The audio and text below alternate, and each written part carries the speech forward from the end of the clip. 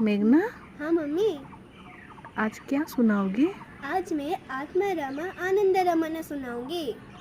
आत्मा रामा आनंद रमन, आत्मा रामा आनंद रमन, अच्युत केशव हरि नारायण, अच्युत केशव हरि नारायण, भव भय हरन वंदित चरण, भव भय हरन वंदित चरण, रघुकुल भूषण राजीव लोचन, आदि नारायण आनंद शयन, आदि नारायण आनंद शयन, सच्चिदानंद श्री सत्यनारायण, सच्चिदानंद श्री सत्यनारायण, आत्मा रामा आनंद रमन, आत्मा